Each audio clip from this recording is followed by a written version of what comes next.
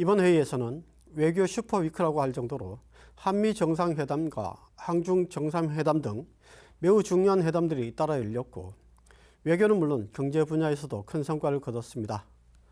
홍석준 전 국민의힘 국회의원, 이창재 iNews24 대구취재본부 국장과 에이펙 성과를 비롯한 주요 시사 이슈를 짚어보겠습니다. 안녕하십니까? 안녕하십니까?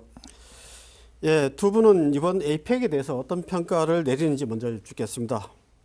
홍 의원님 먼저 이번 에이펙 어떻게 평가하시는지 말씀해 주시죠. 예, 이번 에이펙은 뭐 국내외적으로 상당히 좀 의미 있는 그 행사였다고 생각합니다. 특히 에이펙이 우리 대한민국에서 지난 2005년 부산에서 열리고 20년 만에 열렸는데 그때와 에이펙 위상을 비교하면 훨씬 더 커졌다고 볼 수 있습니다. 왜냐하면 그때 당시에는 슈퍼파워가 미국 이제 하나였지만 지금은 슈퍼파워가 명실공히 미국과 중국이라고 이제 이야기하고 있는데 그 두 개 국가 모두 이 에이펙에 우리 대한민국에 참석했기 때문에 2005년도 20년 전보다는 훨씬 더 위상이 커진 에이펙을 우리 대한민국에서 그것도 우리 지역 경주에서 했다는 것 자체가 굉장히 좀 의미 있을 것 같고 그래서 뭐 여러 뭐 국내외 어떤 뭐 정상들이 많이 참석한 가운데 또 많은 수많은 어떤 외신들이 참석했기 때문에 우리 대한민국 특히 우리 대구 경북의 경주의 이런 어떤 역사적인 어떤 이미지가 좀 홍보되고 또 관련된 기업들도 이런저런 경제적 성과도 좀 많이 거두었던 것 같습니다. 한 가지 아쉬운 것은 이번 에이펙의 가장 중요한 것이 뭐니 해도 지금 우리 한미 간의 관세 협상 문제인데 이 관세 협상이 뭐 우리 정부에서는 타결됐다고 이야기하지만 미국에서는 완전히 다른 이야기를 지금 하고 있기 때문에 이 점을 아주 명시적으로 클리어하게 마무리 짓지 못한 이런 좀 아쉬움은 좀 있는 것 같습니다. 네, 이창재 기자님은 어떻게 평가하십니까? 네, 앞에서 이제 홍 의원께서 말씀하신 그대로고 이번 그 에이펙 정상 외교는 한국이 아시아 태평양 경제 질서 중심으로 둬야겠다 이런 걸 좀 이렇다는 점에서 의의가 크고 경주가 세계적인 문화 관광 도시로 이제 거듭났다 이 정도고요. 앞으로 포스트 에이펙에 대한 어떤 그 후속 전략이 이제 과제로 남는데 여기에서 제가 하나를 소개시켜야 될 부분이 대구도 한몫을 했다는 겁니다. 네.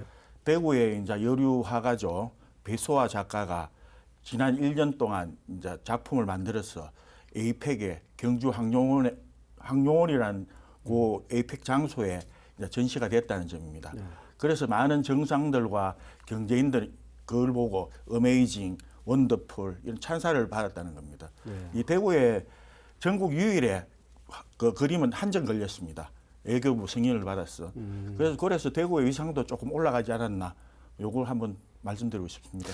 주과 관련해서 좀 보충 좀 예, 말씀을 좀 드리면 이번 에이펙 관련해서 지금 경주에 호텔이 많이 부족했기 때문에 네. 경주 인근의 대구, 울산, 뭐 심지어 부산에서도 있고 특히 호텔이 없어서 그 포항에 그 1,100실 이상을 갖고 있는 크루즈 두 척이 동원되기도 했습니다. 네. 그다음에 조금 전에 우리 이창재 본부장께서 또 우리 또 그림 이야기도 했지만 그림 이외에도 여러 가지 그 공예품이라든지 그런 게 그 배우자 프로그램 등으로 이제 전시가 우리 대구 우리 선생님들의 작품이 굉장히 좀 많이 좀 전시가 됐습니다. 좀 전에 말씀하신 것처럼 앞으로 포스트 에이펙 차원에서 이런 어떤 좀 큰 문화 행사, 특히 이런 어떤 국제적인 행사를 우리가 우리 지역에서 계속적으로 어떻게 좀 유치를 할 수 있을 것이냐 이런 어떤 고민도 많이 좀 해야 될 것 같습니다.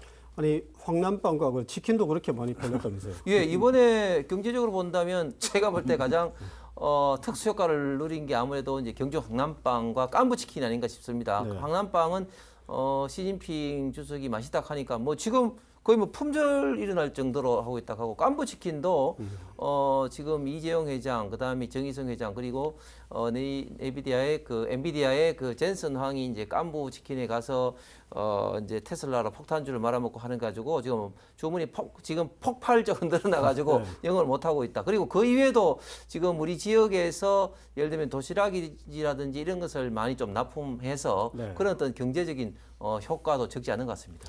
그런데 무엇보다 그 관세 협상이 이제 이번에 타결이 됐는데 한미 관세 협상이 그래서 가장 큰 효과는 이제 불확실성이 좀 해소가 됐다 이런 부분을 이야기할 수 있을 것 같고요. 특히 자동차 같은 경우도 아주 선방했다 이런 평가가 대부분입니다. 그럼에도 불구하고 아까 홍 의원님은 뭔가 좀 아쉽다 이렇게 말씀하셨는데 어떤 부분이 그렇게? 예, 앵커께서 말씀하신 것처럼 지금 이번 한미 간의 관세 협상이 가장 저희가 기대했던 게 빨리 좀 문서화돼서 타결돼서 불확실성을 이제 걷어들이는 이야기인데 지금 정부의 이야기와 지금 미국의 이야기가 완전히 지금 다릅니다.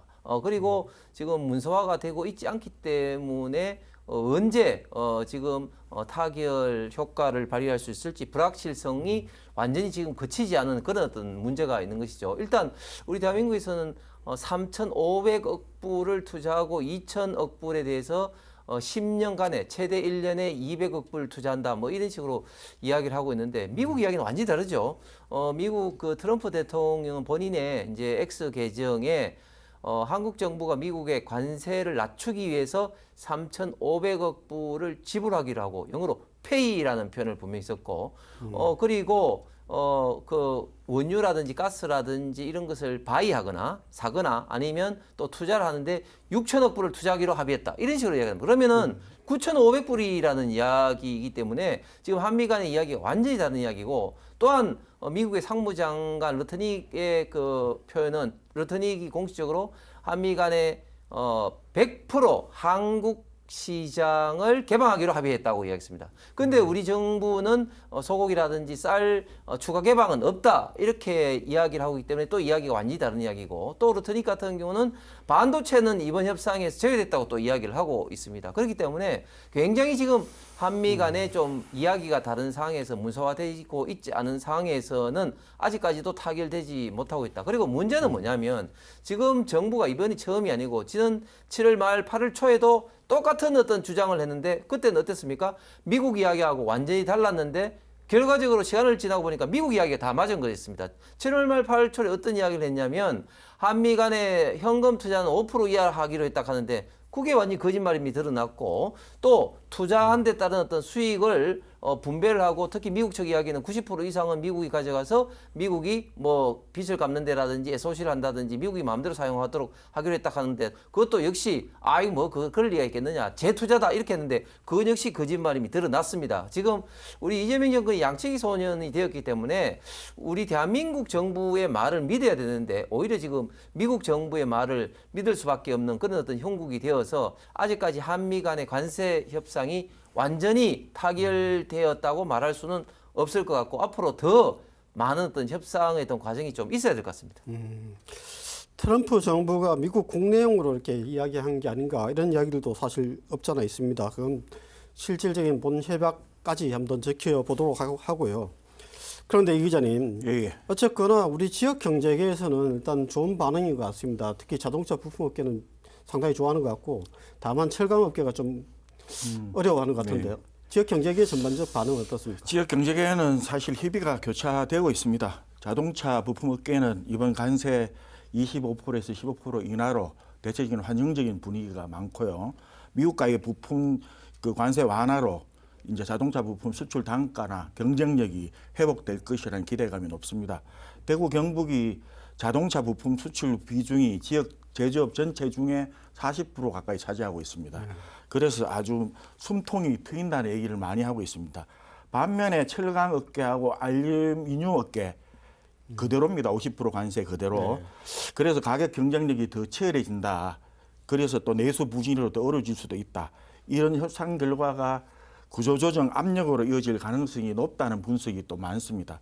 그래서 자동차 업계는 이제 활짝 핀 환영하고 있고 이제 철강업계는 이제 위기감이 고조되고 있고 이게 지역 산업계의 구조적 이제 산업계의 어떤 그 불균형이 이제 드러난 셈으로 볼 수 있습니다. 네, 네, 에이펙 이야기는 이쯤에서 마무리하고 다음 이야기로 넘어가 보겠습니다. 그 내년 지방선거 대구시장 출마가 유력한 추경호 국회의원이 얼마 전에 그 조은석 특별검사팀에 내란 특검에 소환돼서 조사를 받았습니다. 12.3 계엄 당시 국민의힘 의원들을 그 당시 그때는 원내대표였죠.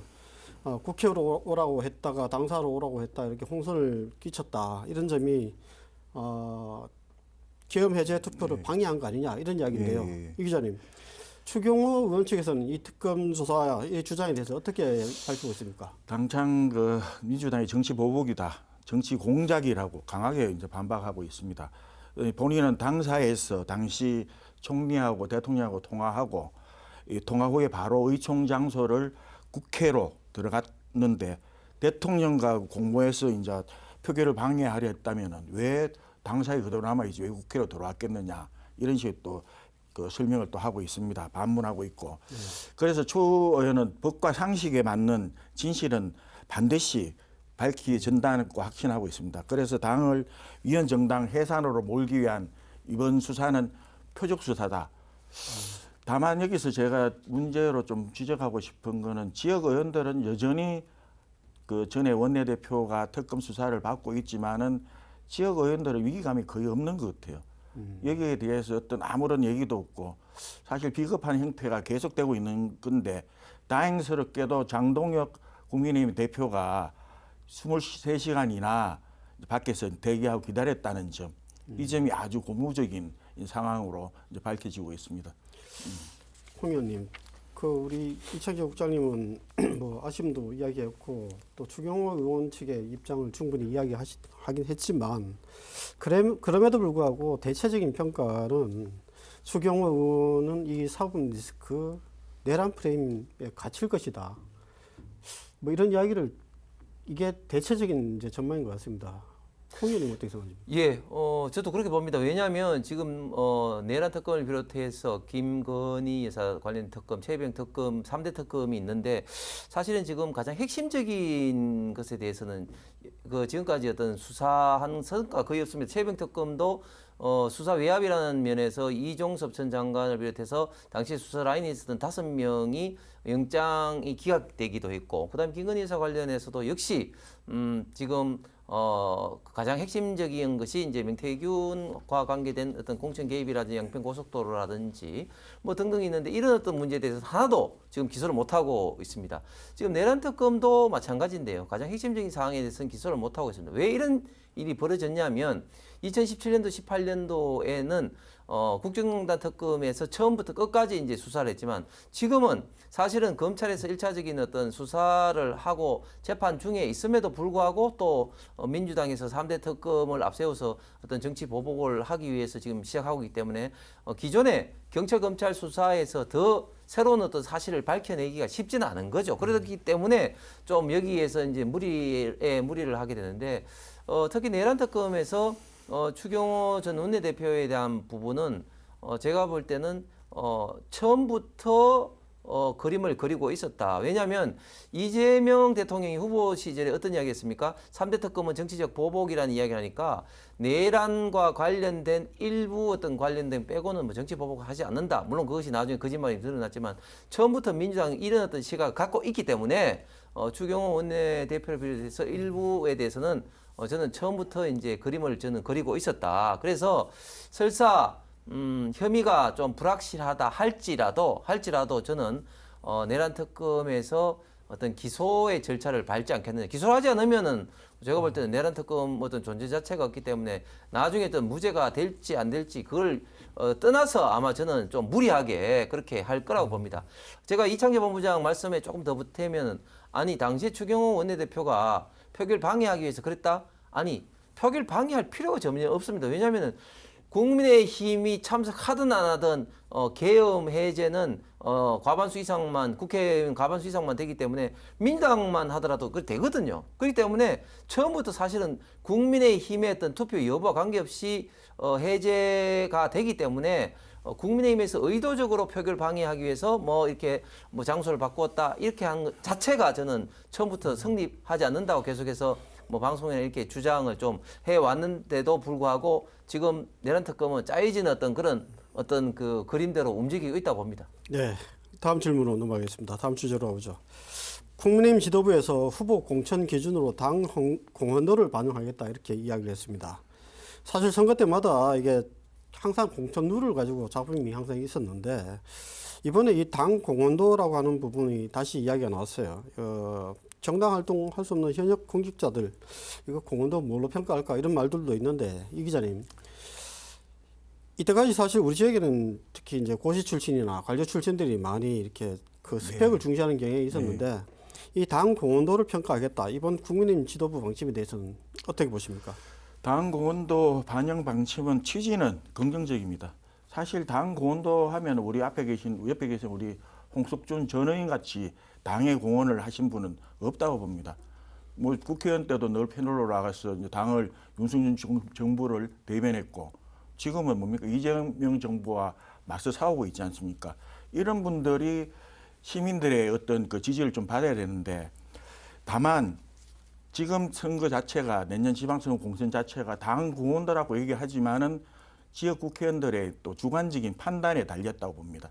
이게 가장 큰 병폐인데 그래서 당 공헌도를 반영하겠다는 건 적어도 당 조직에 대한 헌신하고 현장 활동을 평가하겠다는 시도로 볼 수는 있지만은 주관적 판단이 개입되기 때문에 이 시스템 자체를 다시 제대로 보여주기 말고 제대로 시스템을 보여줘야 됩니다. 객관적 절차를 거치는 그런 그래서 이번 그 당 공헌도 반영에 말만 하지 말고 이게 과연 지금 내년 지방선거의 공천 시험대가 될 수 있는가? 이건 당의 당 대표부터 지도부의 마음에 달렸다고 봅니다. 이상입니다. 예, 말만 하지 말고 실제로 잘 해보라 이야기했지만 홍 의원님 네. 말처럼 쉽지는 않을 것 같습니다. 어떤 부분에 공천에서 가장 무게가 실려야 된다고 보십니까? 예, 지금 장동익 대표는 당 지도부는 당 공헌도 당성을 가장 뭐 우선시하겠다 이렇게 계속해서 이야기를 하고 있습니다. 그런데 이창재 본부장 같이 과연 그게 이제 빈 어떤 구호로 그칠지 아니면 정말 그 공천을 하는데 정말 그 작용을 제대로 작동을 할지 이것을 이제 우리가 봐야 되는데 어쨌든 이번 이제 지방선거에서 우리 국민의힘이 어떤 개혁적인 혁신적인 모습을 보여주느냐 하는 것이 굉장히 좀 중요한 모습이라고 보고 저는 장동익 대표가 과거처럼 그냥 이렇게 말뿐인 당 공헌도 당성 평가 이렇게 저는 하지는 않을 것 같습니다.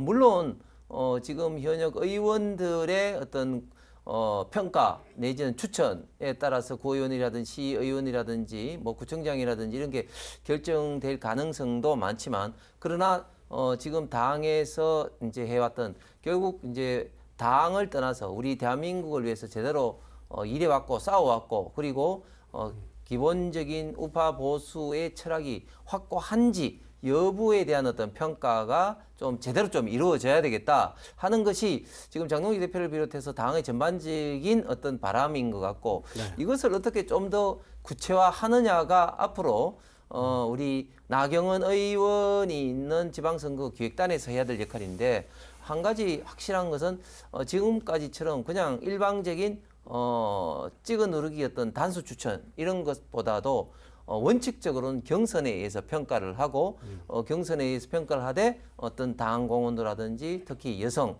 청년에 대한 어떤 가점 이런 부분을 적절하게 잘 이렇게 그 운영을 해야 될 것 같습니다. 예, 좀 더 간단하게 또 한 가지만 더 이 부분에서 이 기자님께 한 가지만 더 여쭈면은 지금 시장 말고 구청장 선거에서 실제로 그 관료 출신하고 지방의원 출신들의 지금 대결이 구도가 많이 형성되고 있습니다. 지역 민심이라든지 지금 당의 흐름 봤을 때 어느 쪽이 유리할까요, 이게? 지금 당장 유리한 구도는 예전에는 관료 출신이지만은 지금 민심이 조금 변하고 있습니다. 지금 대구를 예를 들면 달서구청장 선거나 서구청장, 북구청장 등 몇 개 지역이 거의 관료 출신대 이제 시의원, 그 정치인 출신들이 거의 이제 맞대결을 벌이고 있는 그런 상황인데 사실 공직 경험이 풍부한 관료들은 행정의 연속성이나 추진력은 강점이 있습니다. 그렇지만 지방의원 출신들은 지역 현안을 꿰뚫고 있고 또 생활 밀착형 정치인임을 또 강조하고 있습니다. 그래서 최근 민심은 예전처럼 관료 출신이 무조건 유리하다고는 믿지는 않습니다. 물론 여론조사를 하게 되면은 명함을 보기 때문에 그 구청의 부구청장 출신들을 선호하는 경향은 있죠. 하지만 시민들은 이제 책상머리 행정보다는 그냥 현장을 아는 사람을 선호해야 된다고 보고 있습니다. 네. 마지막으로 간단하게 이 문제 하나 좀 짚고 가겠습니다. 그 대구시 산하기관인 대구행복진흥원이 비판적 보도를 한 그 언론의 기사를 직원들에게 조회하지 말라 이런 지침을 내렸다. 이게 지금 시민단체에서도 큰 문제를 삼고 있는데 뭐 비판적 기사의 조회수를 늘리면은 이게 이 기사 자체가 확산된다, 이걸 방지한다는 의미인 것 같아요. 물론 진흥원에서는 공식적으로는 뭐 홍보 담당자 1인이 한 일이다라고 이렇게 밝히긴 했는데, 공교롭게도 이창재 기자님 기사도 거기에 포함이 돼 있던데 예, 맞습니다. 어떻습니까? 당사자로서 어떻게 생각하세요? 사실 좀 유감이죠. 사실 진짜 이번 조회 금지 지시는 사실 언론 통제이자 정부 차단이죠. 그래서 언론이 이제 비판한다는 기관을 공격하는 게 아니고 지역의 시민들의 혈세를 어떻게 쓰느냐, 이걸 감시 기능으로 이제 비판 기사를 쓰는데, 그걸 막겠다는 거는 자기 기관 스스로 문제 해결이 아니고 문제를 듣겠다는 뭐 그런 행태죠. 그래서 특히 이제 대구 행복진흥원은 복지하고 사회 서비스를 주로 다루는 기관입니다. 이런 기관이 투명성하고 신뢰가 생명인데, 이번 그 비판 조금 했다고 그걸 뭐 조회를 금지시켜, 이거는 뭐 시민과의 소통을 끊겠다는 거고, 자기 홍보만 하겠다는 얘기인데, 이거 어떻게 뭐 일벌 볼게 할 수 있는 방법이 없어요. 또 이게 사과도 안 합니다. 네. 그래서 이게 홍 의원님, 사실 이게 행복진흥원뿐만 아니고 돌아보면 홍준표 전 시장 재임 때부터 계속 이런 언론 통제, 이런 언론과의 그 갈등, 이것이 계속 심각한 수준으로 계속 왔었습니다. 이게 결국은 시민들에게 피해가 돌아가는 거거든요. 그렇죠. 이런 언론 통제에 대해서 홍 의원님 어떻게 생각하세요? 완전히 시대착오적이고 그렇게 그런 어떤 일이 있으면 안 되는 거죠. 정말 그 비판 기사의 조회를 하지 말라는 게 만약 사실이라면은 그런 사람들은 정말 그 대구시에 있을 필요가 없는 저런 사람이라고 봅니다. 왜냐하면 저는 뭐 공직 때도 그렇게 생각했지만 가짜 뉴스가 아닌다면은 건전한 비판은 오히려 공직이나 대구 시민들을 위해서 굉장히 필요한 어떤 뉴스인 거죠. 왜냐하면 미처 보지 못했던 어떤 그런 부분들을 대신해서 제안해주고 또 대안을 또 제시해주는 거 아니겠습니까? 그리고 저는 비판적인 기사 조회하면 확산되기 때문에 보지 마라 하는 것도 정말 바보 같은 어떤 일인 게, 오히려 그런 이야기가 나가면 시민들이 더 궁금해가지고 더 찾아봅니다. 그러니까 애초에 그런 목적도 달성하지 못하는데 시대착오적인 언론 통제라는 이런 어떤 나쁜 어떤 이미지가 씌워진다면 그거야말로 정말 제대로 일을 하지 못하는 그런 어떤 결과보고, 언론이 제5부라고 하는 이유가 제4부죠. 제4부라고 하는 이유가 그만큼 어떤 중요하고, 특히 시민과의 1대1 어떤 그런 접촉이 행정기관이 정치가 어려운 상황에서는 결국은 언론과 행정 그리고 정치가 같이 이제 소통을 하면서 어떤 의사 결정하는데 참고를 한다는 그런 의미에서 굉장히 좀 중요한 역할을 하고, 특히 앞으로 시대가 복잡하면 복잡할수록 언론의 역할은 더 중요할 수밖에 없는데, 이런 상황에서 단순한 어떤 비판적 언론에 대해서 조회하지 마라 그리고 통제한다, 이거야말로 정말 시대착오적으로 있을 수 없는 일이라 보고, 물론 좀 언론에서도 좀 악의적인 보도라든지 가짜 뉴스라든지 이런 부분은 또 별도로 대응해야 되지만, 그럼에도 불구하고 정상적인 언론에서는 적극적인 어떤 소통을 통해서 미처 행정이 못한 부분을 언론을 통해서 보려는 그런 적극적인 자세가 필요하다고 봅니다. 네, 오늘 여기까지 하겠습니다. 네. 경주 에이펙에서 이런저런 성과가 있었지만 K뷰티와 K푸드, K컬처의 높은 경쟁력과 위상을 확인한 것도 큰 의미가 있을 것 같습니다. 한국적인 것이 가장 세계적인 것이다, 이런 말이 더 이상 허황된 문구가 아닌 시대, 이제는 K정치는 어디쯤에 와 있는지 돌아봐야 되겠습니다. 일교차가 큰 날씨로 감기와 독감 환자가 급증하고 있습니다. 개인위생 수칙 잘 지키고 건강관리 잘 하시기 바랍니다. 다음 시간에 뵙겠습니다. 감사합니다.